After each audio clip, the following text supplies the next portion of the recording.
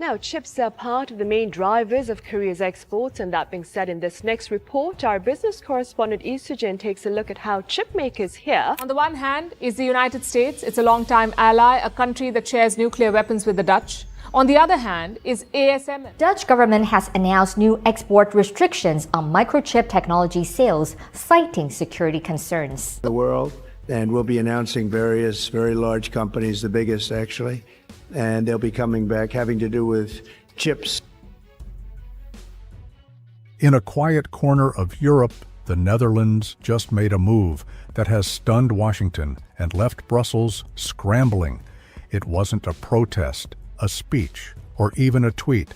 It was a single calculated action that sent ripples through tech industries, energy markets, and global alliances alike. This wasn't just a trade hiccup or a political jab. It was something far more strategic and far more revealing. While some are calling it bold, others are calling it a wake-up call. And tucked inside this international twist is one detail so critical it might just change the future of innovation itself. So what exactly did the Netherlands do, and why did it catch everyone off guard? Let's unravel the move that's got the world talking. The Netherlands' alleged sudden move to slam the brakes on ASML's exports shook the global tech and economic scene. ASML, the Dutch crown jewel and the world's only supplier of advanced extreme ultraviolet EUV lithography machines, plays a critical role in semiconductor manufacturing. These machines are essential for producing cutting-edge chips used in everything from smartphones to military hardware. By cutting off access to this technology, the Netherlands didn't just disrupt a supply chain, they flipped the table on global expectations around tech cooperation and trade. According to reports, this decision was triggered by a partial revocation of export licenses by the Dutch government, an action reportedly influenced by pressure from the Biden administration. The original shipment, intended for customers in China, was blocked just before it left port, signaling how tightly export control is now entangled with global politics. The move took even the United States by surprise. While Washington had long been used to a constant flow of cutting-edge technology from allies, it now had to confront a glaring hole in its semiconductor strategy. U.S. innovation had depended heavily on ASML equipment, and its sudden absence poses significant threats to national security and economic stability. The Netherlands, traditionally viewed as a trusty and cooperative ally, has made it abundantly clear that even trusted allies might take bold, uncooperative actions when national interest is at stake. The shock reverberated far beyond U.S. borders. It rattled the European Union. The EU, a bastion of collaboration with economic policies and internal solidarity, has been put into disarray by this unilateral act of the Netherlands. Such disruptions called into question the internal assumption that trade and technology flows will remain uninterrupted among EU member states. The Dutch decision starkly reminded everyone that technological assets have now become strategic weapons. And in a fast-changing geopolitical landscape, these may be weaponized by even those countries with a history of free trade. Beyond short-term political ramifications, the halt in exports triggered long tails of economic consequences. Key industries like electric vehicles, consumer electronics, and energy infrastructure suddenly found themselves at the mercy of supply chain uncertainty. ASML machines do not merely build chips, but also inject innovation into other sectors. Their absence created a vacuum that sparked the whole world into a fast-paced reconfiguration of the semiconductor supply chain and production strategies. The Netherlands had spoken, and the world had better listen. For decades, the country was known for its open trade policies and strong ties with Western allies. But by unilaterally halting exports of its most advanced semiconductor manufacturing machines, the Dutch government made a bold statement. Technological superiority isn't just an asset, it's leverage. In a world where microchips are the currency of global innovation, the Netherlands flipped the script and turned its crown jewel, ASML, into a strategic tool of national influence.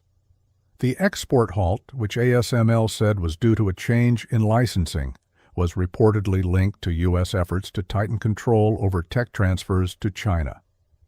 This context reveals a deeper game. The Netherlands wasn't just flexing on its own, it was navigating intense geopolitical pressure while asserting its own influence. This was a definite, calculated flex. The whole move was within a long-term vision framework. ASML reached the top with a strong reputation based on years of innovation, R&D, and public-private investment. The Dutch government realized that ownership of this truly critical piece of global semiconductor infrastructure afforded it an outsized voice on the world stage. By tightening control over ASML's exports, the Netherlands took control of its own destiny, sending the signal to both allies and rivals that it would no longer tolerate being a passive participant in global tech politics. What rattled the whole framework was that it was exceptionally unexpected. Even the EU found itself grasping at straws. Brussels, where harmony among states is usually an expectation, found itself unable to suppress the Netherlands from breaking ranks and asserting its right to sovereignty. The act revealed cracks in the initial assumption that economic interest will always trump national interest. Such was the conspicuous case of the Netherlands, exhibiting that in a technologically charged geopolitical climate, countries prefer control, resilience, and leverage in a way that could disrupt long-standing alliances. The Netherlands was making the point that it is not just about economic development, but rather national leverage in controlling advanced technology for semiconductor manufacturing. The ability to deny access to next-gen chip manufacturing equipment put the Dutch in a position to exert some influence that went beyond the boardroom and into the circles of international back-channel politics. It set a precedent for how smaller nations with critical technologies can stand head-to-head with superpowers. The Netherlands just gave a lesson on how to play hardball in a world where innovation has become the new battlefield. The Netherlands' decision to halt ASML exports didn't just stun the U.S., it rocked the European Union to its core. Brussels, long accustomed to consensus-driven policy and internal economic alignment, was blindsided by one of its own members acting unilaterally. The Dutch move went against the grain of the EU's collaborative approach to major trade and tech decisions, revealing deep vulnerabilities in the bloc's assumptions about internal solidarity and mutual interest. Simply put, no one in the EU saw it coming, and the aftershocks hit hard. Adding to the surprise was the fact that this decision wasn't purely domestic. It was partially driven by U.S. export control rules, revealing how external influence can fracture even the most integrated unions. The Netherlands found itself torn between EU economic norms and U.S. geopolitical strategy, and chose the latter. Even for a union built on shared goals, this was a wake-up call. The Netherlands, known for playing nice within the EU framework, suddenly asserted its national interests with zero warning. By leveraging ASML, a vital piece of the global semiconductor supply chain, as a geopolitical bargaining chip, the Dutch showed that member states aren't afraid to break ranks when the stakes are high enough. The move revealed that even within tight-knit alliances, strategic assets can be pulled off the table when sovereignty takes center stage. This Dutch decision made EU leaders scramble not only to comprehend its motivations, but also to reassess their own strategies towards technology. A long-term plan for many European businesses and governments had depended on relative predictability involving intra-union cooperation. Now, with one big player going rogue, these plans found themselves in jeopardy. The shock also led the EU to see a troubling reality. Unity in tech geopolitics is not a given. It has to be consciously endeavored, especially when clashes arise between individual actors, national interests, and that of the collective. This fracture in the EU demonstrated the necessity of greater flexibility and resilience. The harsh truth was that critical technologies were gradually becoming tools of national strategy. The Netherlands made it clear that it would prioritize control over ASML above established norms of alliance behavior.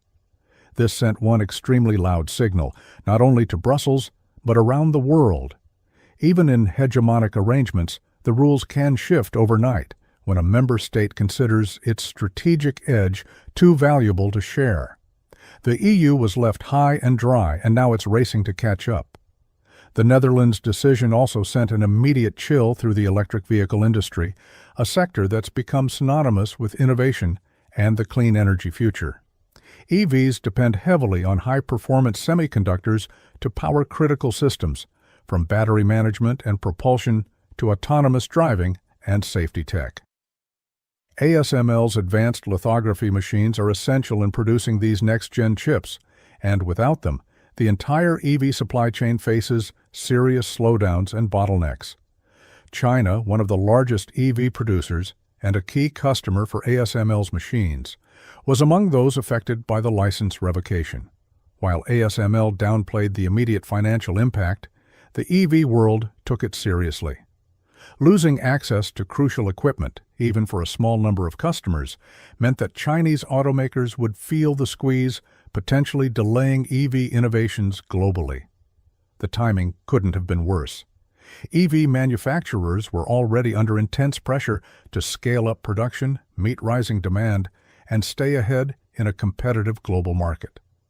The sudden freeze in access to ASML's cutting-edge technology added a layer of unpredictability to an industry that thrives on precision and timing. Companies were forced to scramble for alternative sources, navigate rising costs, and delay production schedules, all while trying to keep investors and consumers confident in their long-term roadmaps. It directly reflected the integration of newly blossoming technology areas with the emergent semiconductor landscapes. Their fate depends on how the following nations will treat them concerning those trade policy changes. The green technologies that, in some cases, seemed protected against old world wars are also very much subject to the strategic maneuverings of nation-states. Just with one export restriction, the Dutch government reminded the world that technological dependence comes with serious strategic risk. Under the conditions created by the newly emerging recession, the industry heads started rethinking their whole supply chain strategies. Chip independence and alternative sources of semiconductor proliferation became the new focal points. So governments have started looking to localize manufacturing and invest in domestic R&D, as well as diversify supplier relationships. There's a simple message here. The electric vehicle revolution must surely be multi-sourced, for failure, however advanced, as demonstrated by the repeated magnifying glass effects created by the shock that has presently put such vehicles on suspension.